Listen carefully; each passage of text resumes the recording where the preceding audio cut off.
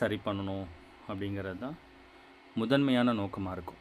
எல்லாருமே ஒரு நோக்கத்துக்கு தான் இந்த வழிபாட்டுக்குள்ளே நம்ம வந்தோம்.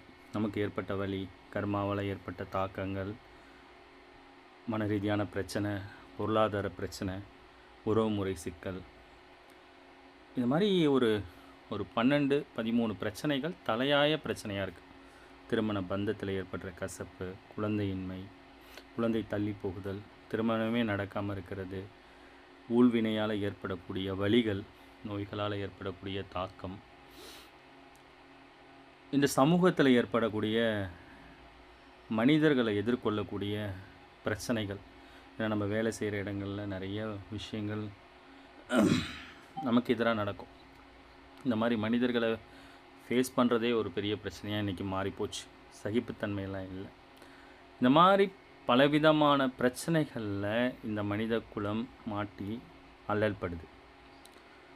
அதில் நம்மளும் விதிவிலக்கல்ல, நம்மளுமே அதில் உட்பட்டவங்க தான். யாருமே அதில் பிரச்சனையே இல்லை, நிம்மதியாக இருக்கேன் அப்படின்னு யாராவது இருக்கீங்களா? புண்ணியவான் யாராவது இருக்காங்களா? அவங்கள எனக்கு எந்த பிரச்சனையும் இல்லை, நிம்மதியாக இருக்கேன் அப்படின்னு யாரையாவது சொல்ல முடியுமா? ஆல்மோஸ்ட் எல்லாருமே ஏதோ ஒரு சூழ்நிலையில் நம்ம இருக்கோம். சொல்லுங்கம்மா, பத்மாம்மா சொல்லுங்கள். சொல்ல வந்தீங்க. சரி, எல்லாருமே ஏதோ ஒரு விஷயத்தை எதிர்பார்த்து இறைவன்கிட்ட நம்ம மண்டிகிட்டுருக்கோம், அது நடக்கணும் அப்படின்னு சொல்லி. நமக்கு சார்ந்து நம்மளை சார்ந்தவங்களும், கணவன், குழந்தைகள், பேரப்பிள்ளைகள், இந்த மாதிரி நம் சார்ந்த உறவுகளும் நலம் பெறணும் அப்படிங்கிற உயர்ந்த நோக்கத்தில் தான் நம்ம வழிபாட்டுக்குள்ளே இருக்கோம். இப்படி வழிபாடு நம்ம பண்ணக்கூடிய நம்ம அடியாராகிய நமக்கு அது ஏன் நடக்காமல் இருக்குது? இந்த இறைத்தன்மையை சில பேர் கேள்விக்குறியாக்கிடுறாங்க. இந்த இறைத்தன்மை இருக்கா?